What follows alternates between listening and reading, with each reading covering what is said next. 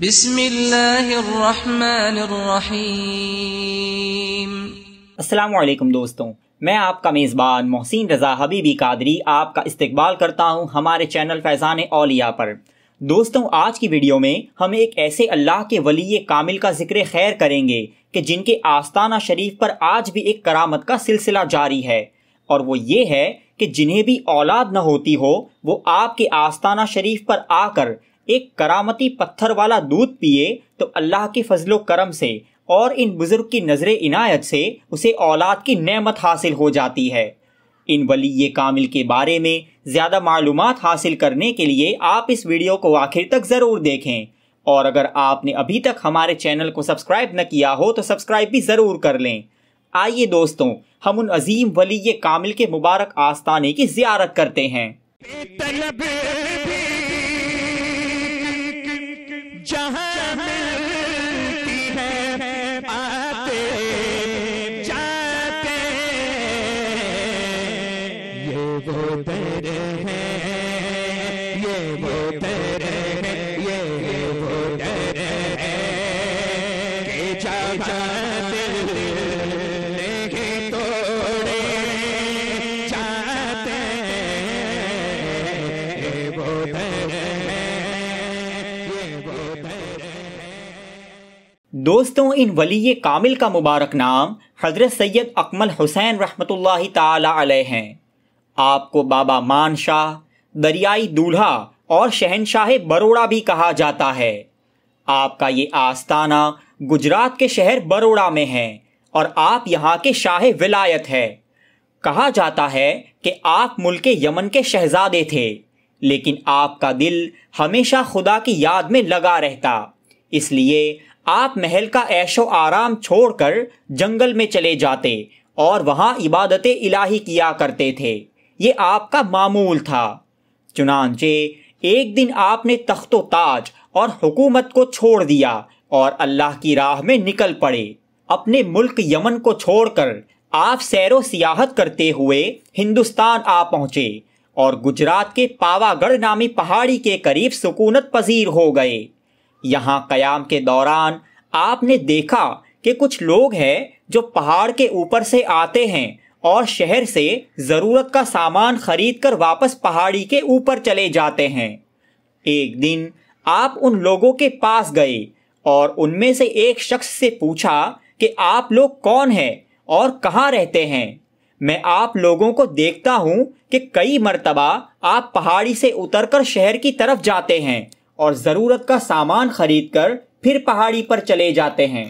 اس شخص نے جواب دیا کہ میں حضرت سیدنا سدن شاہ سرمست رحمۃ اللہ تعالی علیہ کا مرید ہوں، جو قطب العالمین حضرت سیدنا بدیع الدین زندہ شاہ مدار رضی اللہ تعالی عنہ کے خلیفہ ہے۔ ہمارے پیر و مرشد پہاڑی کے اوپر رہتے ہیں، ہم ان کے مرید اور خادم ہیں۔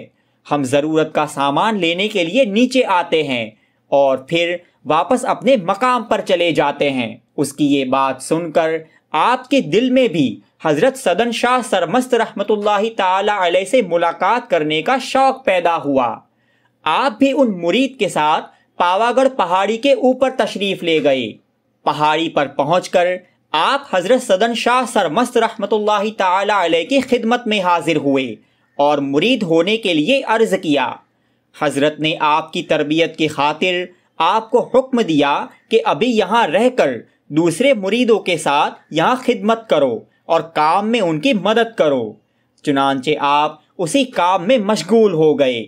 کچھ دنوں کے بعد حضرت سدن شاہ سرمست رحمۃ اللہ تعالی علیہ نے آپ کو اپنا مرید بنایا اور اپنے حلقہ ارادت میں آپ کو شامل کیا۔ ساتھ ہی آپ کے ذمے یہ خدمت دی گئی کہ روزانہ پیر و مرشد کو کھانا آپ ہی پہنچائیں گے اور کھلائیں گے۔ آپ نے اس ذمہ داری کو لیا اور روزانہ پابندی سے حضرت کو کھانا لا کر کھلاتے تھے۔ حضرت سدن شاہ سرمست رحمۃ اللہ تعالی علیہ کا معمول تھا کہ حضرت بابا مان شاہ جو کھانا لے کر آتے تو آپ اس میں سے تھوڑا کھاتے اور بچا ہوا آپ کو واپس دے دیتے، اور حضرت بابا مان شاہ رحمۃ اللہ تعالی علیہ اس بچے ہوئے کھانے کو کھانے کی بجائے ایک غار میں کونے میں رکھ دیتے، جہاں پر آپ عبادت اور ریاضت کیا کرتے تھے۔ ایک مرتبہ آپ کے مرشد نے آپ سے فرمایا کہ میں چاہتا ہوں کہ جو لوگ پہاڑی کے آس پاس رہتے ہیں ان سب کو کھانے کی دعوت دوں۔ چنانچہ آپ نے پہاڑی کے آس پاس رہنے والے لوگوں کو دعوت پر بلایا، اور جب دعوت کا دن آیا تو اس وقت کھانے کا کوئی انتظام نہیں کیا۔ آپ کے ساتھیوں نے آپ سے پوچھا کہ آپ نے لوگوں کے لیے کھانے کا کوئی انتظام کیا ہے یا نہیں، تو آپ نے فرمایا کہ میں نے سب انتظام کر لیا ہے۔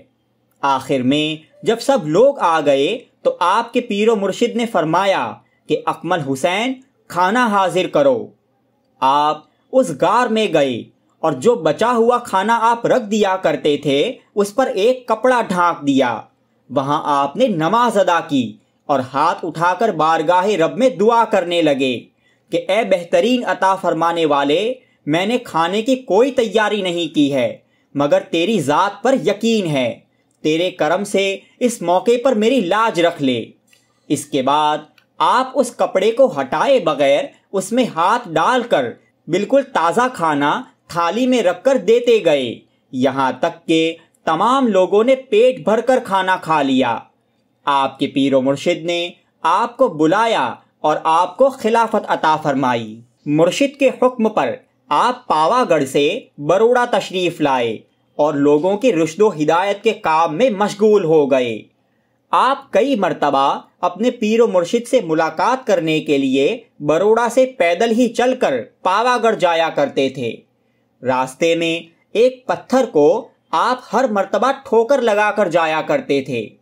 جب آپ اپنے پیر و مرشد کی خدمت میں پہنچتے اور ملاقات کے بعد جب رخصت ہوتے تو اپنے پیر کی طرف پیٹ نہیں کیا کرتے تھے۔